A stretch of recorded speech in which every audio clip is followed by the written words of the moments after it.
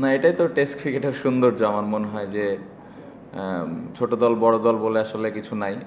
ওরা খুবই ভালো ক্রিকেট খেলেছে, এটা মানতেই হবে। এরকম একটা ডে 5 মতো উইকেটে এসে যেভাবে ওরা চ্যালেঞ্জটা আমাদের দিয়েছে, অবশ্যই ওদেরকে এই ক্রেডিটটা দিতে হবে। বাট পাশাপাশি আমি বলবো যে আমাদের বোলাররা যেভাবে বল করেছে ওই ধৈর্যটা নিয়ে, এটাও আসলে ক্রেডিট দেওয়ার মতো। স্পেশালি তাইজুল, মিরাজ, মুরাদ, খালেদ এবং এবাদত সবাই যেভাবে দায়িত্ব নিয়ে বোলিং করেছে, এটা আসলে ক্রেডিট দেওয়ার মতো। পরিষ্কার তো এর আগে করলাম, ক্যাপ্টেন্সি পেলাম।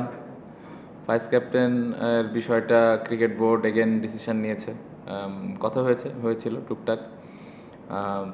বাট যেটা আমি এর আগেও বলেছিলাম যে আমি ইন্ডিভিজুয়াল নাজমুল হোসেন শান্তর থেকে দলটা বড়, সো দলের কথা চিন্তা করে আবার এই জায়গায় ফেরত এসেছি। সো আমি চেষ্টা করব যে আমার যে দায়িত্বটা আছে আমি ঠিকমতো যেন পালন করতে। আমি অ্যাজ এ ক্যাপ্টেন হিসেবে যে জিনিসটা করতে চাই, কমিউনিকেশনটা যেন সবার সাথে সবার থাকে। ইন্ডিভিজুয়াল যে প্র্যাকটিস সেশনগুলো আমাদের হয় ওইগুলো যেন পারপাসফুলি আমরা করতে পারি। যদি এর ভেতরে কোনো 4 ডে ম্যাচ খেলার সুযোগ পায় বিফোর পাকিস্তান সিরিজ, এটা হলে তো আরও খুবই ভালো হবে। আমি জানি না আসলে ওই সুযোগটা হবে কি না। প্রথমত মিরপুরের উইকেট যেরকম দেখা যায় ওর থেকে অনেক বেটার বিহেভ করছে। আপনি যদি স্পেশালি বাউন্সটা দেখেন, একদমই ট্রু বাউন্স ছিল। ইভেন আজকেও প্রত্যেকটা উইকেট নিতেই কষ্ট হয়েছে। শেখার তো শেষ নেই। আমার মনে হয় যেভাবে কার্টিস ক্যাম্পার ব্যাটিং করেছে, এতগুলো বল ফেস করেছে, এই জিনিসগুলো আসলে বোঝা যায় যে আসলে কতটুকু ডেডিকেটেড, কতটুকু কমিটমেন্ট নিয়ে ব্যাটিং করেছে তারা। আমরাও করেছি, আমরা অতীতেও করেছি। এই সিরিজেও বেশ কিছু ইনিংস ছিল যেখানে আমরা ওই চ্যালেঞ্জটা ভালোভাবে অ্যাকসেপ্ট করেছি। সো এরকম সিচুয়েশান যদি আমাদেরও আসে, ওই ইন্টেনশনটা দেখানো যে আমরা আসলে দলের জন্য ওইভাবে ব্যাটিং করাটা, এই জিনিসগুলো আমি আশা করব অতীতে করেছে, এটা যেন ভবিষ্যতে আমরা করতে পারি।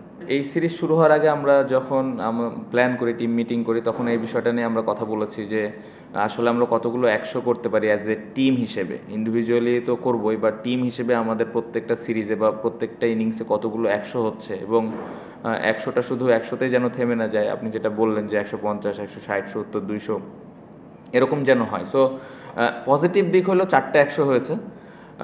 নেগেটিভ দিক আমি বলবো যে 100গুলো আরও বড় হতে পারতো। এখান থেকে যদি 2টা ডাবল 100 হইতো তাহলে এটা আরও ভালো হতো।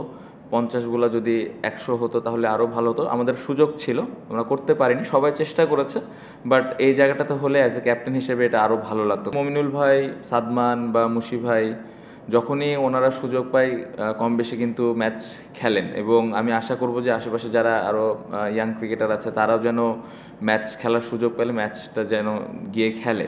হ্যাঁ, এটাও আমাদের খেয়াল রাখতে হয়, স্পেশালি পেস বোলারদের ক্ষেত্রে ওয়ার্কলোড অনেক কিছু থাকে যেগুলো ফিজিও ট্রেনাররা ম্যানেজ করে।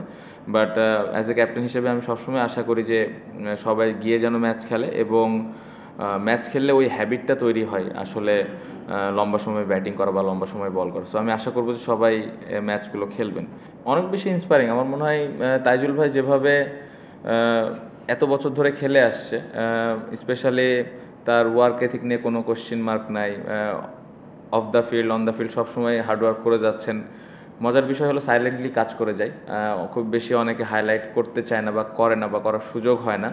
আমি যেটা এর আগের একটা প্রেস কনফারেন্সে বলেছিলাম যে টেস্ট ক্রিকেটটা আগে কিভাবে আগাবে, আমরা সবাই মিলে যদি একসাথে এই ক্রিকেটটাকে নিয়ে কথা বলি, একটু প্লেয়ারদেরকে একটু হাইলাইট করি যারা ভালো করছে, এই জিনিসগুলো নিয়ে যখন কথাবার্তা হবে তখন এই টেস্ট ক্রিকেটটা উপরের দিকে যাবে। না, অবশ্যই সবসময় তো ভালো উইকেট চাই, বাট আমার কাছে মনে হয় যে অপোনেন্টের স্ট্রেংথ অনুযায়ী যখন হোমে খেলা হবে ওইভাবে উইকেটটা বানানো হোক, এটাও চাই।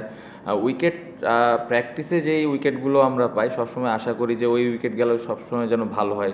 স্পেশালি যখন আমরা বাইরে খেলতে চাই, যে ধরনের চ্যালেঞ্জ থাকে, ওই টাইপের উইকেট যদি এখানে পাওয়া যায় তাহলে ব্যাটসম্যানদের এবং বোলারদের স্কিলটা ইমপ্রুভ তাড়াতাড়ি হয়। অবশ্যই ভালো লাগছে, আশা করিনি, অনেস্টলি আমরাও আশা করিনি।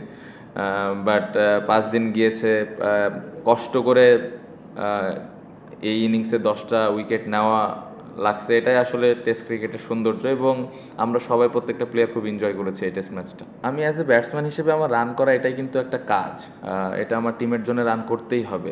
বাড়তি প্রেশার আসলে কি, প্রেশার তো চোখে দেখা যায় না।